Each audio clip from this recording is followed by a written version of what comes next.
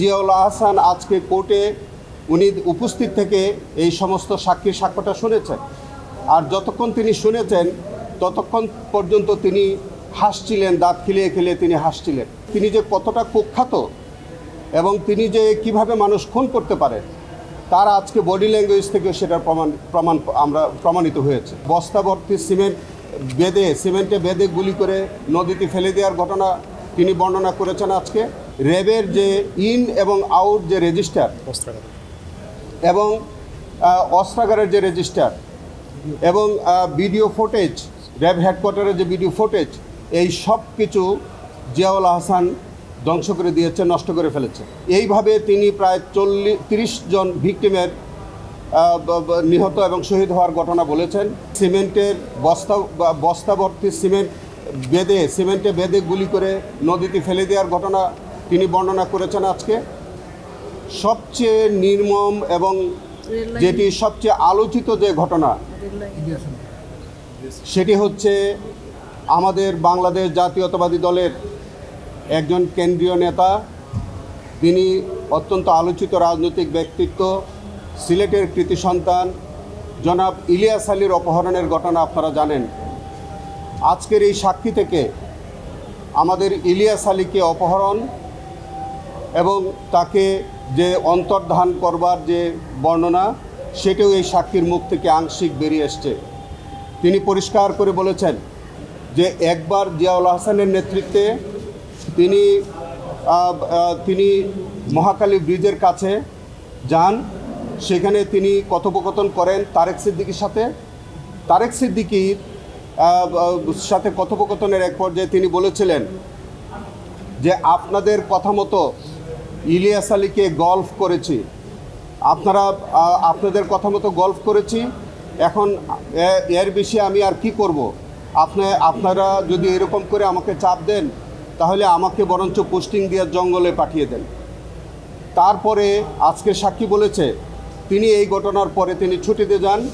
ছুটি থেকে আসার পরে তিনি যখন র্যাব হেডকোয়ার্টারে জয়েন করেন তখন দেখলেন যে র্যাব হেডকোয়ার্টারের অবস্থা থমথমে।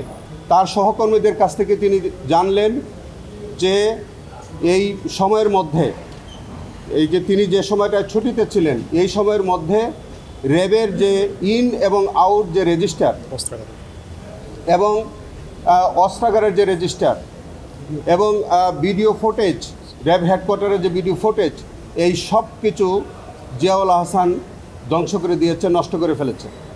অর্থ হচ্ছে যে এই সময়ের মধ্যে ইলিয়াস আলীকে অপহরণ করা হয়েছে, সম্ভবত ইলিয়াস আলীকে র্যাব হেডকোয়ার্টারে আনা হয়েছে।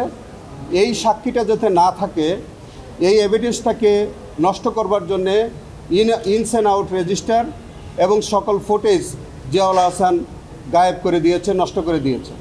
এইটি আজকে এভিডেন্সে এসছে এবং আজকের এই সাক্ষীর মধ্য থেকে পরিষ্কার আমরা পেয়েছি যে ইলিয়াস আলী জিয়াউল আহসান কর্তৃক অপহরণের শিকার হয়েছিলেন এবং জিয়াউল আহসান এবং তারেক সিদ্দিকী সহ অন্যান্য দুষ্কৃতিকারীদের দ্বারা তিনি গুমের শিকার হয়েছেন এবং তার ভাগ্যে কি ঘটেছে আমরা হয়তো পরবর্তীতে জানতে পারব।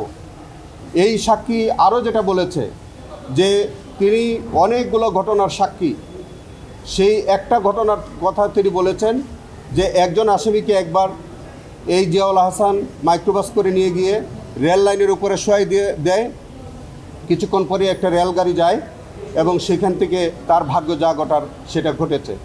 এইভাবে তিনি প্রায় 30 জন ভিকটিমের নিহত এবং শহীদ হওয়ার ঘটনা বলেছেন এবং প্রত্যেকটি ঘটনা অত্যন্ত সিস্টেমেটিক ওয়েতে, অত্যন্ত টার্গেটেড ওয়েতে এই হত্যাকাণ্ডটি সংঘটিত হয়েছে এবং প্রত্যেকটির মধ্যে জিয়াউল আহসানের নেতৃত্ব ছিল। আপনারা আমাদের বলতে দ্বিধা নাই, এই জিয়াউল আহসান আজকে কোর্টে উনি উপস্থিত থেকে এই সমস্ত সাক্ষীর সাক্ষ্যটা শুনেছেন। আর যতক্ষণ তিনি শুনেছেন ততক্ষণ পর্যন্ত তিনি হাসছিলেন, দাঁত খিলিয়ে খিলিয়ে তিনি হাসছিলেন। অত্যন্ত দুঃখজনক, তিনি যে কতটা কুখ্যাত এবং তিনি যে কিভাবে মানুষ খুন করতে পারে তার আজকে বডি ল্যাঙ্গুয়েজ থেকে সেটার প্রমাণিত হয়েছে।